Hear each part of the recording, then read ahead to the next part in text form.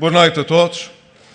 Quero, em primeiro lugar, felicitar o Sr. Presidente da Digital, o Dr. Virgílio Macedo, pela intervenção que acabou de fazer. A forma como a preparou mostra que quis dar um contributo refletido a este debate que estamos a iniciar hoje aqui no Porto, com estas segundas jornadas que o ano passado assinalaram um ano de governo e este ano pretendem marcar o contributo do PSD para a reflexão sobre a reforma do Estado.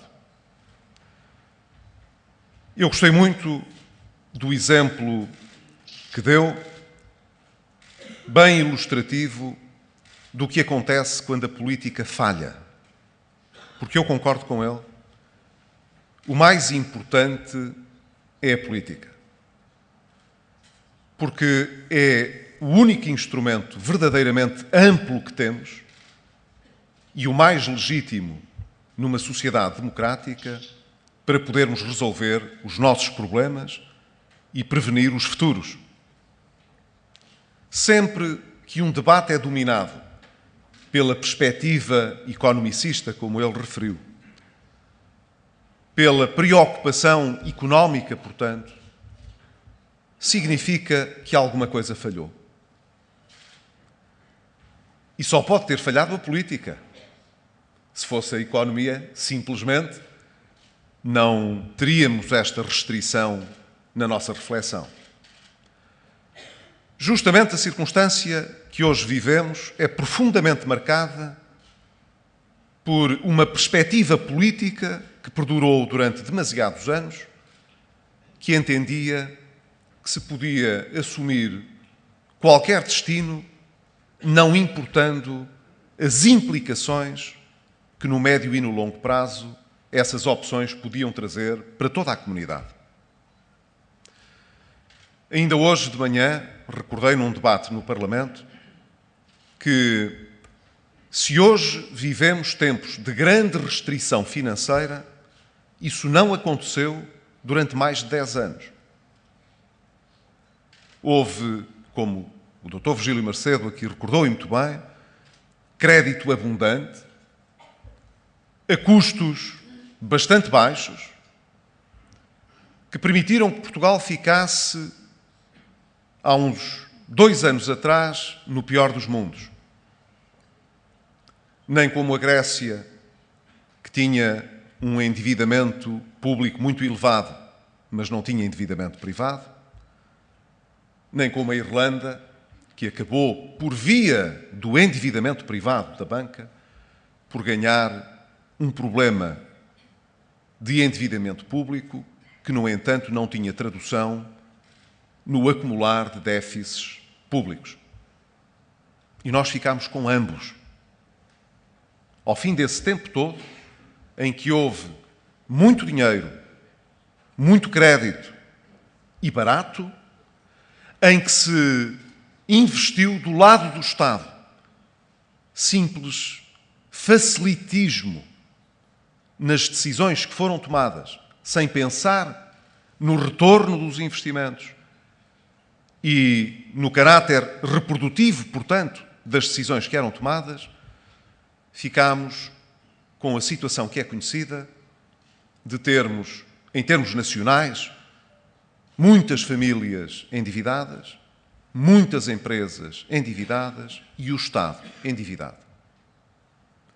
E, de repente, as pessoas perguntam-se bem, do ponto de vista político, mas então, a sociedade que vimos construindo desde 1974, 1975, em que procuramos oferecer aquilo que outros Estados na União Europeia, agora União Europeia, mas que na altura era a Comunidade Económica Europeia, dispunham para os seus cidadãos, que era de cobertura de riscos sociais, de uma sociedade progressivamente mais solidária, em que as pessoas não eram penalizadas pelo local em que tinham nascido, pela proveniência de classes de rendimento que tivessem marcado a sua infância, o esforço que tínhamos vindo a fazer nestes anos todos, de dotar, portanto, o Estado de uma componente social, de procurar realizar, em termos programáticos, aquilo a que nós chamávamos a igualdade de oportunidades, de colocar o próprio Estado a suprir essas falhas sociais, que era a de garantir que as pessoas, independentemente destas condições de partida, poderiam aceder às qualificações, à mobilidade social, ao progresso e ao bem-estar. Tudo isso conduziu-nos à discussão sobre como é que o Estado consegue assegurar as necessidades mais básicas de uma comunidade como a nossa. Como foi possível? Foi possível porque a política falhou. E nós hoje temos a grande responsabilidade de, no plano político, corrigir esse modelo por que caminhámos durante vários anos. Dir-se-á, essa é uma forma de fazer política a olhar para trás.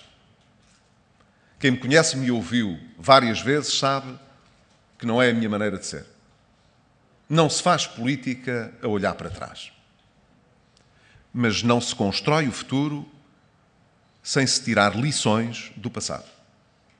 Porque senão estaremos condenados a repetir erros que conduzirão à mesma penosidade social, à mesma injustiça social, ao mesmo logro político. Por isso, quando hoje ouço líderes na oposição dizer que têm um caminho alternativo e uma solução para o nosso país, que passa por ter uma nova estratégia de consolidação orçamental e uma nova forma de lidar com o desemprego e de lidar com o crescimento e de lidar com a coesão, eu pergunto-me o que esperam eles para nos explicar essa fórmula mágica. O que esperam eles para dizer ao país como é que se resolve um problema de endividamento gastando mais? Como é que se recupera credibilidade externa deixando os déficits atingirem níveis que não são sustentáveis? Como é que é possível garantir às empresas o financiamento que possam gerar atividade e emprego se não conquistarmos a confiança daqueles que nos emprestam o dinheiro? Eu não sei responder positivamente a esta questão. E julgo que só a demagogia política, no pior sentido do termo, pode sustentar afirmações desta natureza próprias de quem não tem de comprovar a solução que apresenta porque não tem a responsabilidade de governar.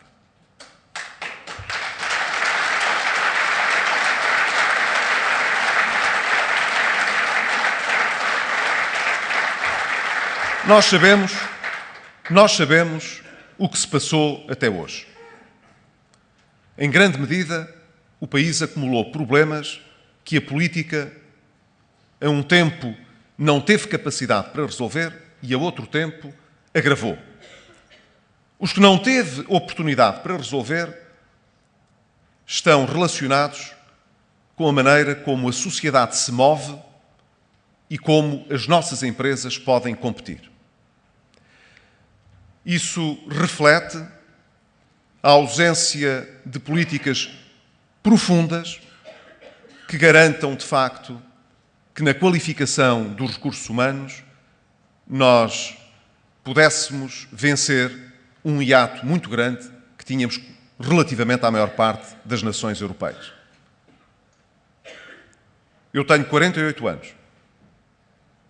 Quando tinha 16 e estava, portanto, em vias de completar o ensino secundário, em Portugal, nessa altura, mais de metade da população estudantil não concluía o 9º ano de escolaridade. E apesar de ter havido um esforço para, administrativamente, oferecer qualificações e certificações escolares que verdadeiramente não aconteceram.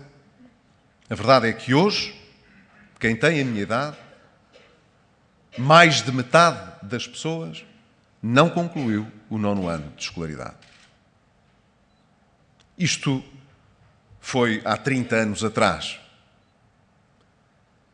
Na maior parte dos países europeus, há 30 anos atrás, mais de 70% dos jovens concluíam a escolaridade obrigatória e concluíam o ensino secundário.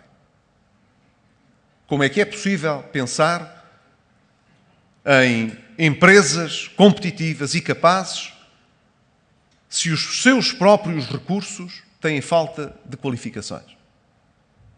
Pois bem, durante muitos anos esse problema persistiu. Hoje, felizmente, nós conseguimos recuperar uma parte importante desse déficit. Mas houve outros que não conseguimos resolver.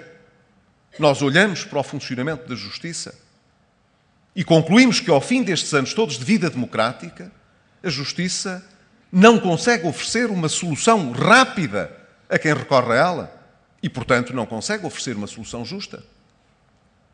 Seja no ponto de vista da equidade social, seja do ponto de vista da lógica da atividade económica, nada pior pode haver para atrair confiança dos cidadãos na sociedade e dos agentes económicos no sistema de mercado do que uma justiça que não funciona.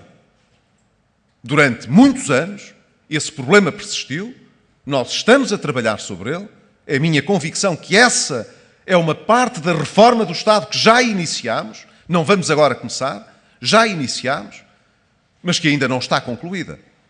Esperamos ao longo deste ano e até ao princípio de 2014 ter um contributo muito importante para virar essa página importante da nossa história, que é de dar aos cidadãos o direito de sentirem que vivem numa sociedade democrática, mas onde a instituição da justiça funciona.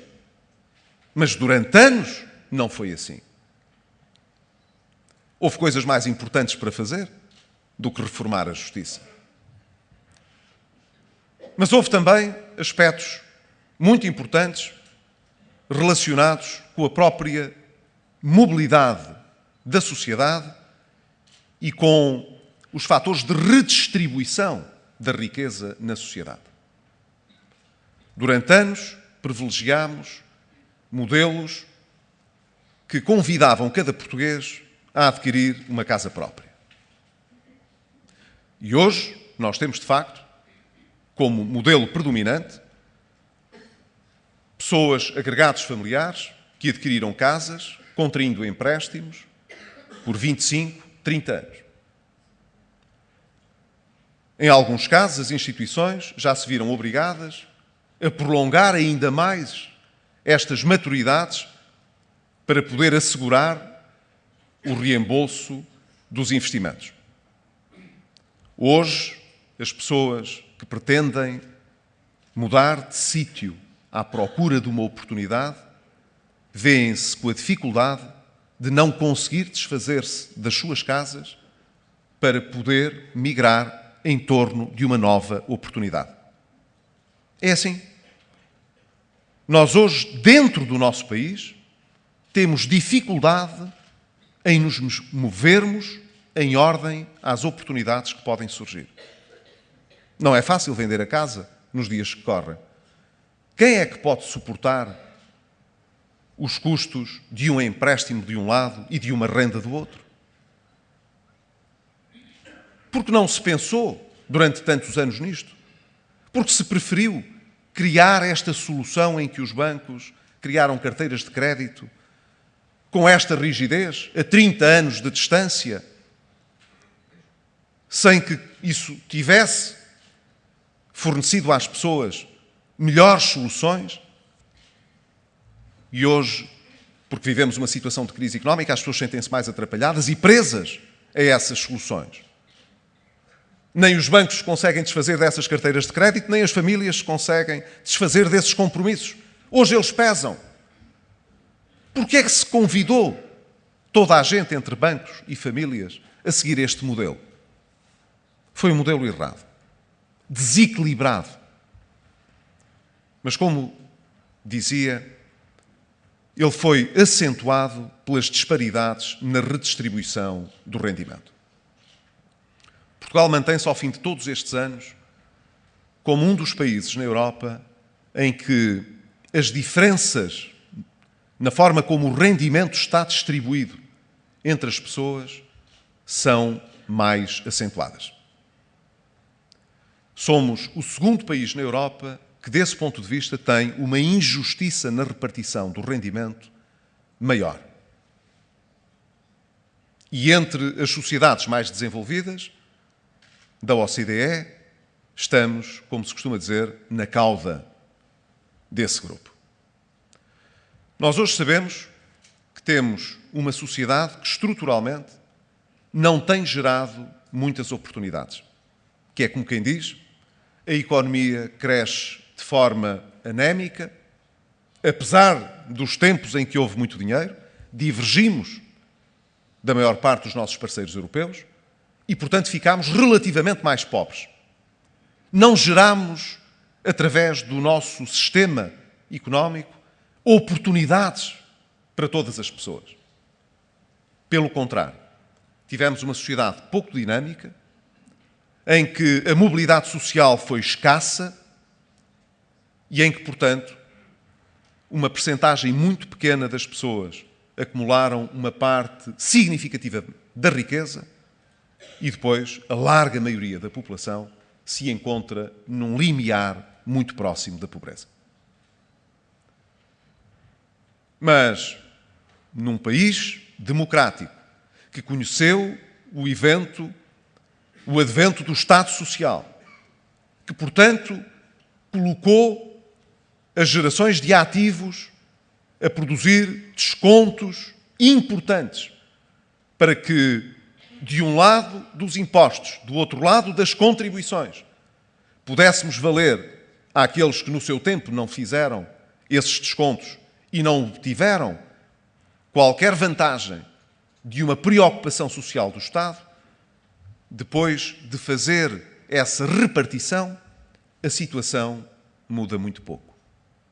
Quer dizer, não só não temos uma sociedade que gere oportunidades para as pessoas, como temos uma sociedade em que, depois de fazermos a redistribuição, essa redistribuição se revela ineficiente ou muito pouco eficiente, porque tende a fazer perpetuar as diferenças de riqueza entre os cidadãos. Então este modelo não nos serve.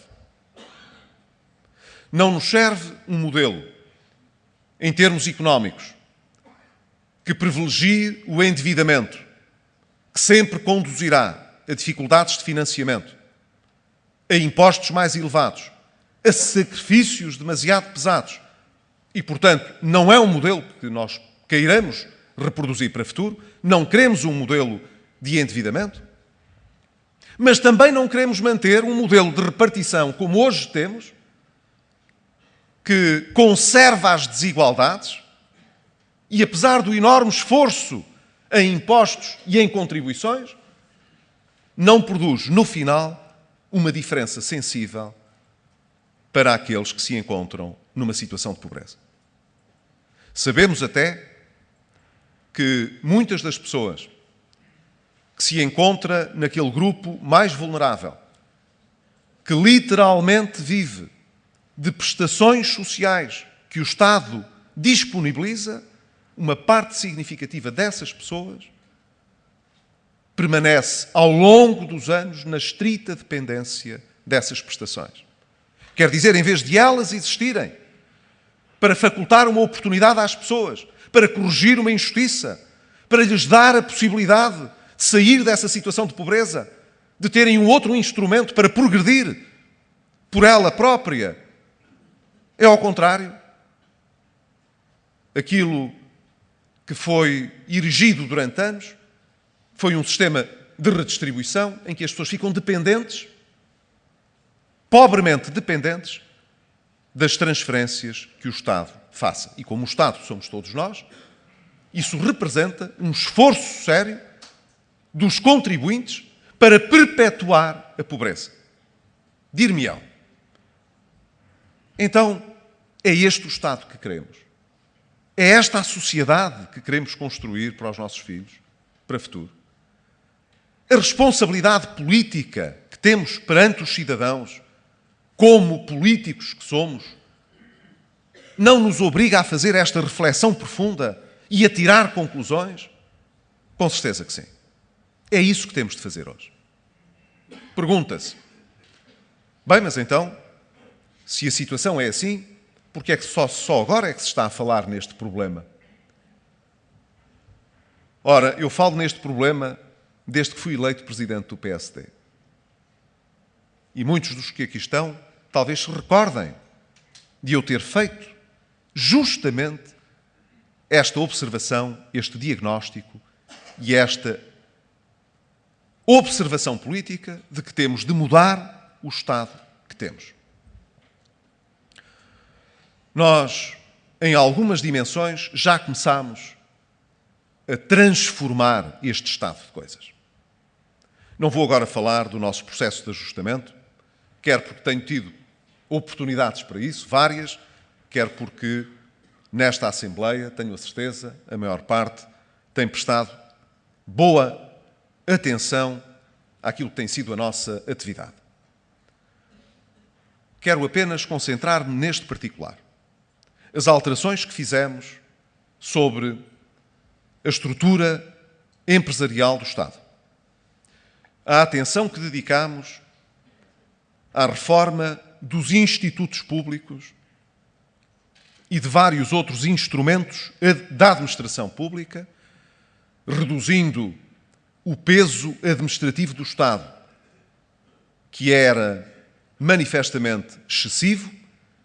Estivéssemos a pensar nos governadores civis, estivéssemos a pensar em lugares na estrutura regional da Segurança Social ou de outros institutos públicos, estejamos a falar, portanto, do setor do Estado, que ao longo dos anos foi migrando das direções gerais para institutos, onde, evidentemente, as suas administrações tinham um tratamento diferente do que tinham os funcionários do Estado.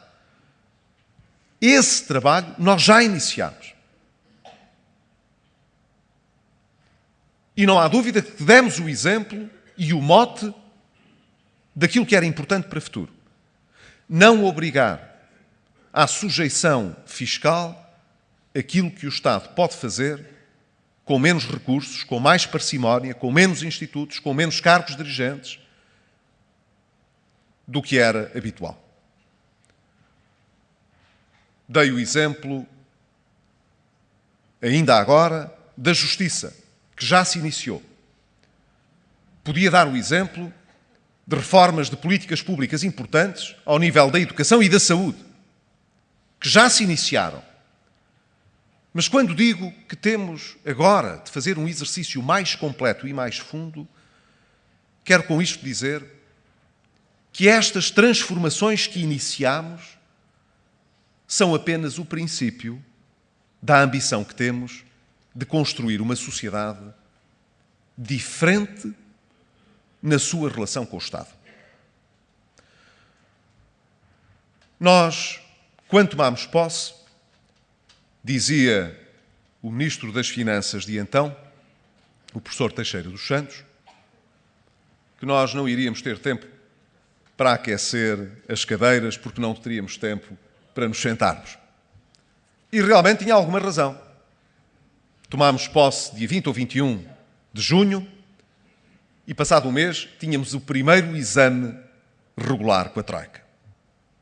E um calendário imenso, imensamente preenchido, melhor dizendo, de medidas que tínhamos de tomar até àquele exame.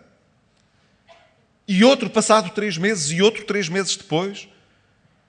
E o Governo, durante um ano, como aqui foi recordado, procurou responder à situação de emergência das contas públicas, sem com isso deixar de iniciar a reforma ou a transformação estrutural que era necessária.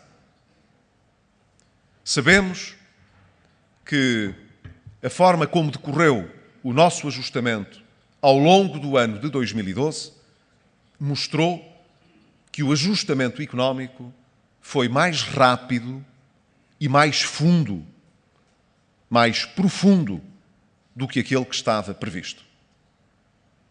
E isso, como todos sabemos, tem coisas boas e tem coisas más. As coisas más é que o nível de desemprego que se originou com esse processo está bem acima daquilo que no início foi previsto entre a Troika e o governo português. Significa, portanto, que nós tivemos um número de falências e de perdas de emprego por essa reestruturação microeconómica mais intenso do que aquele que se esperava. E tivemos dificuldades orçamentais por causa disso. Porque mais desemprego, são mais subsídios de desemprego a pagar e, portanto, mais déficit, e menos receita de contribuições, mais déficit. Apesar disso, nós conseguimos reduzir a despesa estrutural do Estado sem contabilizar os juros da dívida pública em quase 14 mil milhões de euros. O que dá uma ideia precisa de que, apesar dessas dificuldades, nós fizemos aquilo que normalmente é mais difícil para um governo controlar, que é a sua despesa. Porque, como sabem, os governos podem ter muita facilidade em criar impostos. Não são medidas populares, mas não é difícil criar os impostos. Mas dominar a despesa é muito difícil. Tão difícil que durante anos e anos e anos nós tivemos déficits estruturais primários bem acima do ritmo de crescimento da nossa economia. E, portanto, num ritmo insustentável. Pela primeira vez, nós conseguimos dominar a despesa. Ainda me recordo de, em 2011, ter dito ao então Primeiro-Ministro que não percebia como é que, depois de nós termos dado as condições para que se subissem os impostos, para que o déficit não fosse tão elevado, continuássemos 10 meses depois a não ter nenhum resultado expressivo do lado da despesa. E dizia-lhe, a Irlanda está a cortar na despesa. Até a Grécia está a cortar na despesa. Porque é que nós, com o PSD a dar o apoio necessário para corrigir as contas públicas, ao fim deste tempo todo, não baixa a despesa? E lembro-me da surpresa dele quando perguntava, mas tem a certeza que na Irlanda cortam mesmo a despesa?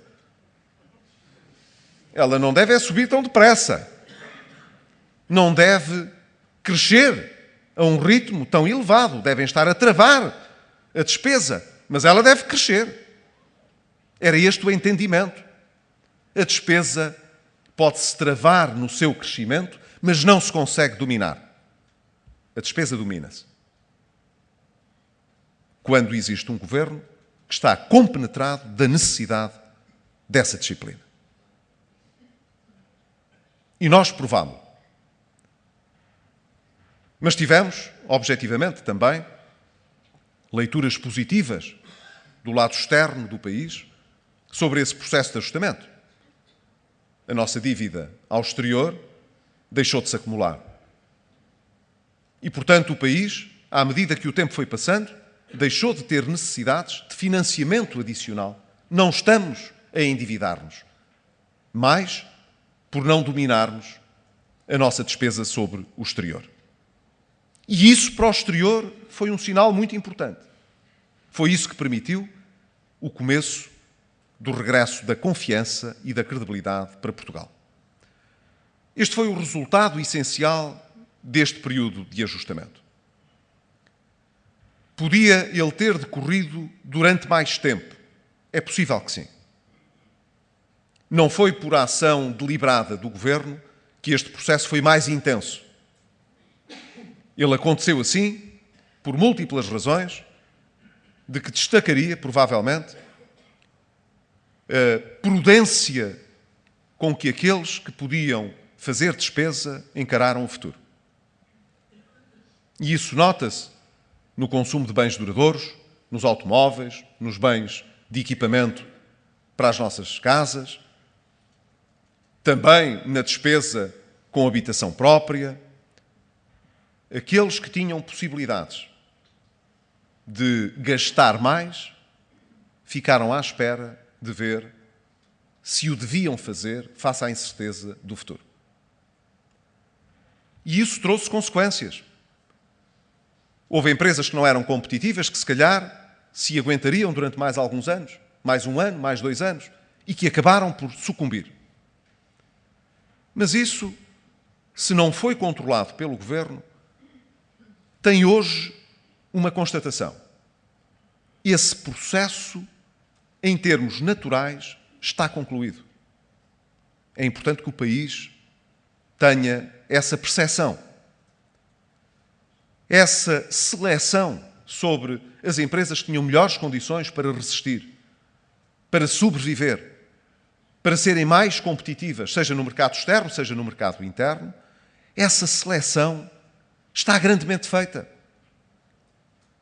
Não há razões, a não ser de natureza financeira, para provocar um processo de ajustamento mais longo.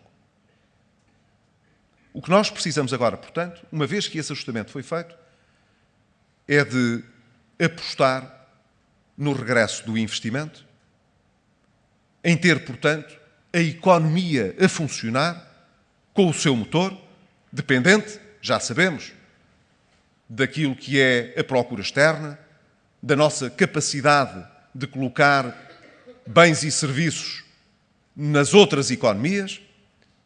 Dependendo dessa procura externa, assim o nosso crescimento e recuperação podem ser mais lentos ou mais rápidos. Ora, nós hoje temos a percepção de que aquilo que se está a passar na Europa não nos permite ver uma recuperação mais rápida. Temos de estar preparados para uma recuperação mais lenta. Mas temos de criar condições para apostar na economia e no crescimento. Essa é, nesta altura, a prioridade do Governo. Porquê? Porque é esse motor da economia, centrado nas empresas e nas pessoas, que fará a diferença para a criação de emprego e, portanto, para consolidar não apenas o processo das contas públicas, mas um processo de crescimento económico para os próximos anos. O Governo está, por isso, muito centrado em conseguir obter as melhores condições para financiamento da economia privada que possa estar ao nosso alcance. Mas, em simultâneo, tem de estar a preparar o futuro pós-Troika, que é um futuro que não é longínquo, que se coloca a 1 ano de distância. Nós estamos a olhar para 1 ano de distância. E se até aqui tivemos estas preocupações todas, esta preocupação com a reforma do Estado tem agora de se colocar no nosso horizonte para o próximo ano. Nós assumimos com clareza que, se o processo de ajustamento não tivesse sido tão rápido, provavelmente não teríamos condições para iniciar o debate sobre a reforma do Estado tão cedo. Mas, uma vez que ele correu assim, este é o tempo certo para fazer a discussão. Primeira nota sobre isso que eu gostaria de deixar muito claro. A reforma do Estado não tem a presidir, a nortear à sua discussão uma preocupação de natureza estritamente financeira. A reforma do Estado está muito para além da dimensão financeira. Não quer isto dizer que nós possamos pensar em modelos de reforma do Estado independentemente das condições financeiras. Mas isso qualquer pessoa percebe. É a mesma coisa que nos perguntarem como é que nós queremos construir a nossa casa ou a nossa vida. Faz muita diferença pensarmos na nossa restrição financeira ou não pensarmos de todo. Eu, se não pensar em restrições financeiras, era capaz de construir um modelo para a minha vida bastante mais livre do que aquele que sou capaz de fazer. As condições de financiamento são importantes, é evidente. Quando não são, acabamos no descalabro político que gerou a situação em que estamos hoje. Em que não criamos condições efetivas para que as políticas sociais possam ser sustentáveis. Portanto, a restrição financeira é importante. Mas a reforma do Estado que queremos fazer não é apenas para fazer poupanças. É também, como disse aqui no início, para criar uma sociedade que ofereça mais oportunidades, que tenha um Estado que seja mais amigo do crescimento, que seja mais cúmplice dos cidadãos, que cave uma diferença menor na redistribuição do rendimento.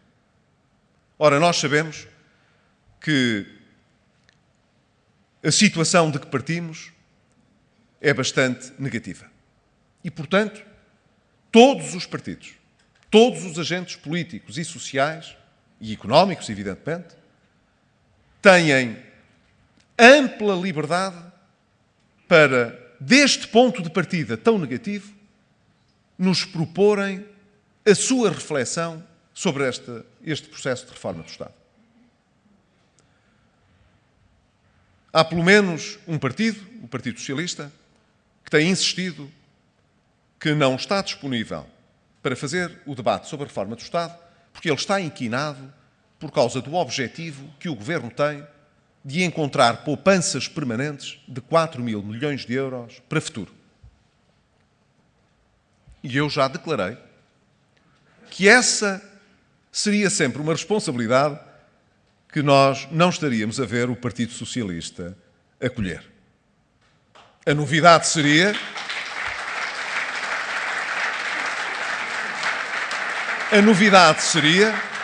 que o Partido Socialista estivesse disponível para assumir opções que conduzissem a poupanças efetivas para o futuro. Nós sabemos que esse não é o perfil do Partido Socialista.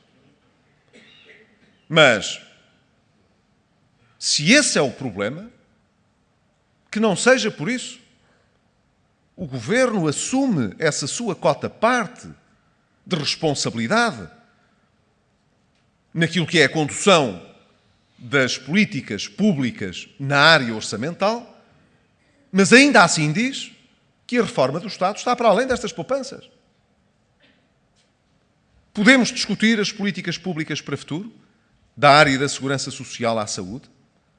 Queremos discutir ou não de que forma é que nós conseguimos dar mais liberdade de escolha às pessoas, nas opções que elas tenham de tomar, seja na política de saúde, seja na política de educação? Queremos ou não encontrar um modelo em que as nossas forças de segurança possam ter uma intervenção mais efetiva, sem a degradação do parque automóvel e do equipamento que têm à sua disposição, como hoje acontece, em que uma parte significativa da despesa está afeta aos salários e depois, para não poder falhar nos salários, não há dinheiro para a gasolina nem para os equipamentos. Quer dizer, em que pagamos um custo imenso por um efetivo que acaba por não ter condições para poder funcionar. O mesmo relativamente às nossas Forças Armadas. Vamos discutir isto ou não? Quais são as opções que queremos ter no Estado que vamos construir? Porque é isso que os portugueses esperam de nós hoje. Os portugueses do Governo esperam que cumpra aquilo que disse sempre que iria cumprir, que era conduzir o nosso processo de ajustamento no respeito pelo memorando de entendimento, chegando a 2014 e dizendo: meus senhores, muito obrigado pela ajuda que nos deram neste tempo de dificuldades, por nos terem emprestado dinheiro e nos terem dado aqui há algum tempo, para nós conseguirmos pôr a nossa casa em ordem. Mas agora, o nosso objetivo é começar a tratar de outros aspectos que não sejam os do Programa de Assistência Económica e Financeira. Esse está encerrado. É isto que os portugueses esperam. E esperam que isto possa ser feito sem pôr em causa a coesão social e sem pôr em causa a capacidade das pessoas acreditarem no futuro. E temos-lo vindo, julgo eu, num equilíbrio extremamente delicado e difícil a conseguir. Sabemos que há muitos portugueses hoje que estão desempregados e que não têm subsídio de desemprego já. E que há muitas pessoas mais idosas que não têm pensões elevadas, antes pelo contrário, em Portugal, e que ainda assim fazem um sobre-esforço para poder ajudar aqueles que na família têm nessa situação. E aqueles outros que ficaram com mais dívidas do que teriam custado e que precisam desse apoio. Nós sabemos que este equilíbrio é extremamente frágil e que a situação é uma situação de grande dificuldade. Mas conseguimos, já uma vez, o ano passado, que no 5º exame regular, os nossos parceiros europeus e o Fundo Monetário Internacional, reconhecendo o nosso esforço e percebendo que não era preciso andarem com uma marreta em cima de nós para que cumpríssemos as nossas obrigações, nos proporcionaram uma condição diferente para a trajetória do déficit. Isso não aconteceu por nós prometermos não cumprir. Isso aconteceu porque esses nossos parceiros acreditaram que nós iríamos manter a disponibilidade para cumprir.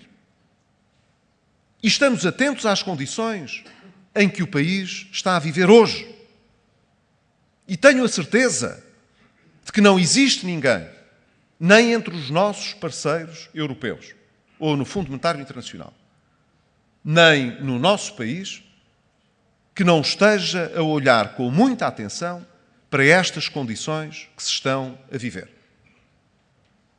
Estamos, portanto, naquele momento em que os portugueses devem estar confiantes de que o Governo não exigirá mais do que aquilo que é necessário para que se cumpram os objetivos, sem que a corda que está esticada possa vir a partir.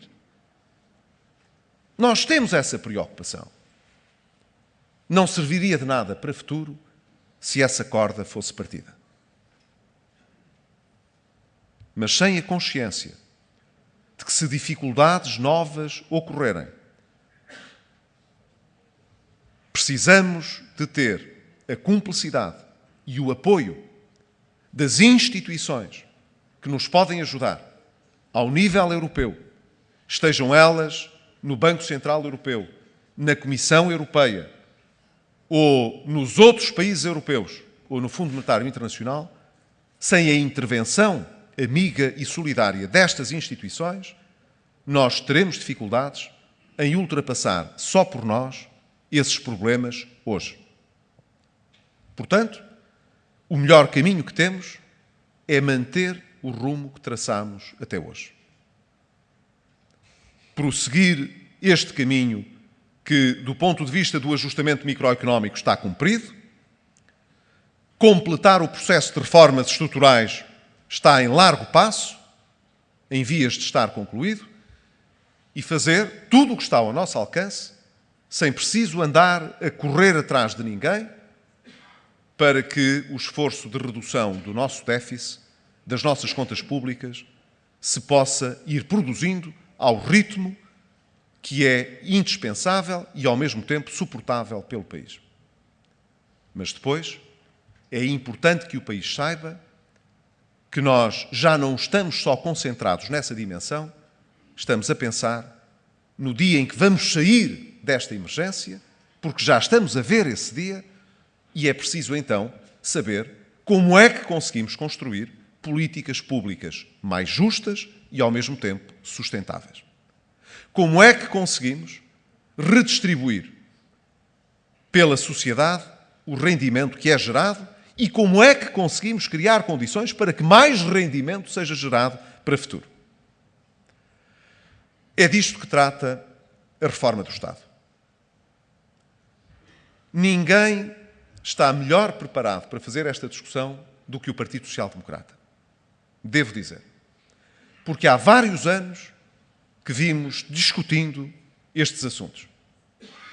Só que agora estamos a chegar àquele momento em que temos, como se costuma dizer, de concatenar a discussão e de passar à ação. Não há nada que nos impeça de ser agora consequentes com essa transformação. Há uma condição, no entanto, uma dupla condição que é muito importante e que tem que ver com a coesão, como aqui vem referido. Em primeiro lugar, coesão social. Foi aqui recordado pelo Dr. Virgílio Macedo que não podemos deixar ninguém para trás. Ora, hoje há muitos portugueses que, passando dificuldades excepcionais, têm de ter uma resposta excepcional. Não uma resposta à Partido Socialista, que é pague lá então mais despesa se fizer favor, mas uma resposta que tem de ser procurada dentro da própria sociedade e com as instituições sociais. O Governo também faz o seu papel. Mas essas instituições têm hoje um papel muito relevante neste tempo em que é preciso não deixar ninguém para trás.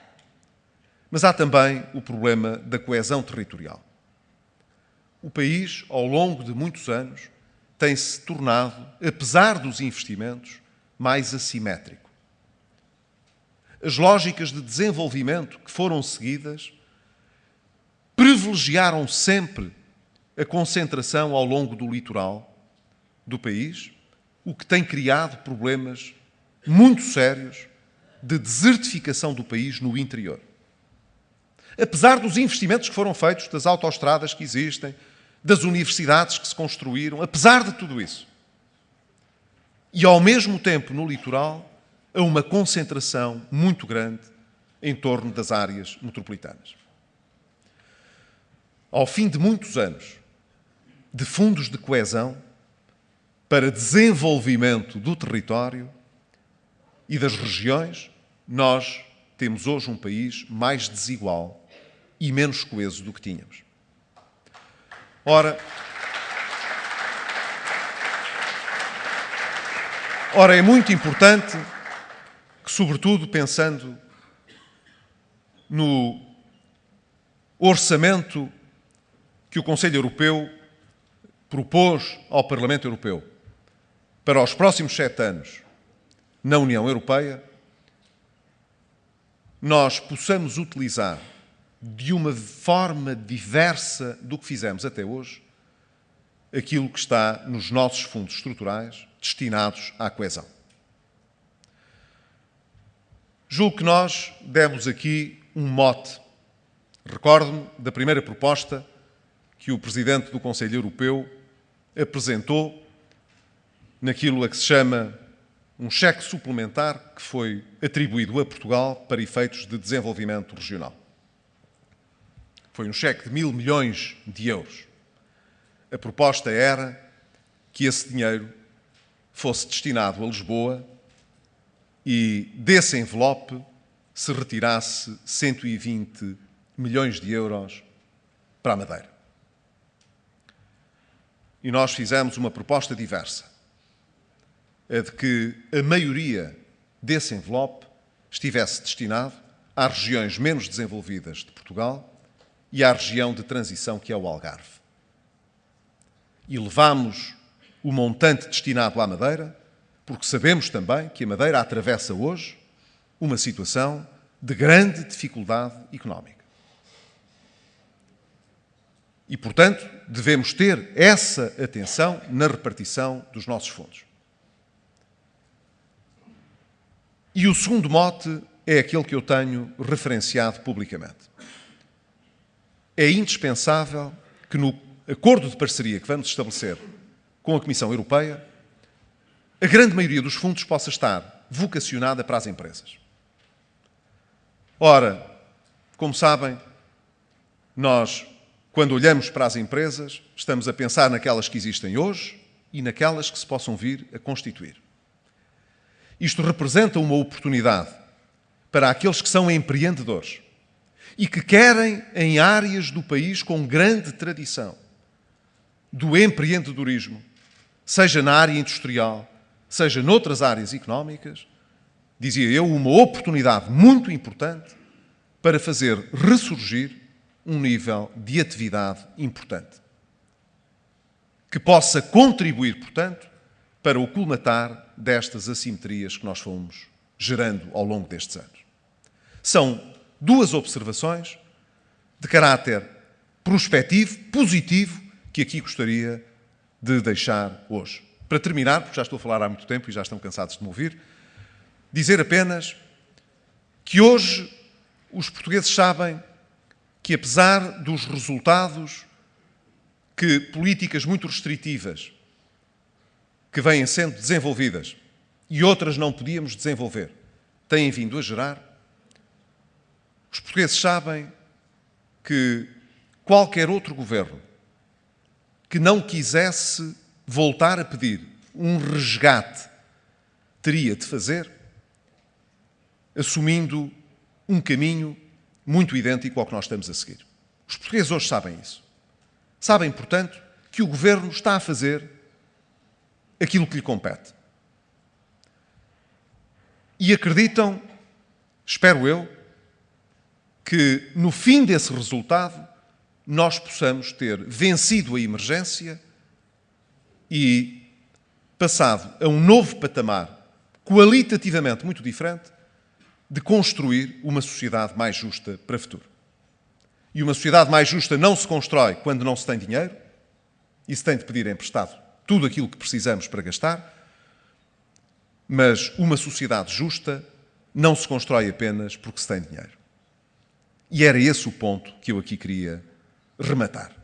Durante muitos anos, insisto, tivemos muito dinheiro e criámos uma sociedade injusta. E essa é a grande oportunidade que a política tem hoje no nosso país. Só os políticos que estejam verdadeiramente interessados em construir uma resposta positiva para a sociedade, para os cidadãos, podem hoje celebrar esse elo de confiança e de esperança com o país. Creio que o PSD é, como disse há pouco, o partido que melhor posicionado está para fazer esse debate. Mas será também o partido que hoje tem a possibilidade de passar das palavras aos atos e de poder, portanto, não só dizer qual é o Estado mais justo que queremos construir, mas, de facto, poder empreender a construção desse Estado. O país já não pode esperar mais pela correção dessa injustiça.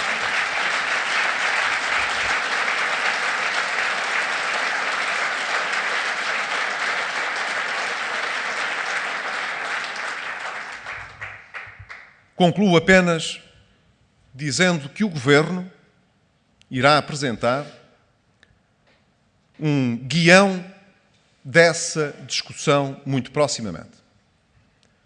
O Sr. Ministro de Estado e dos Negócios Estrangeiros ficou justamente com o encargo de apresentar perante o Governo e o país esse documento de guião de toda a discussão para a reforma do Estado. Lá estará as poupanças que esperamos atingir, mas tudo o que está para além das poupanças. E espero que todos aqui, e os que aqui não estão, se possam envolver nessa discussão, apresentando as suas ideias, fazendo esse debate, restituindo a discussão política séria à sociedade portuguesa. Acabando com esta caricatura de debate que é de estarmos sempre demagogicamente a acenar com a tragédia da crise para cima de todas as discussões, dando seriedade e profundidade ao nosso debate. convocando os argumentos sérios que olham para as lições do passado e que se projetam no futuro com linhas de força que possamos discutir entre gente madura e que está apostada em mudar o país. Nós não fomos eleitos apenas para resgatar Portugal do resgate, nós fomos eleitos também para poder mudar Portugal e é isso que temos a obrigação de fazer. Obrigado.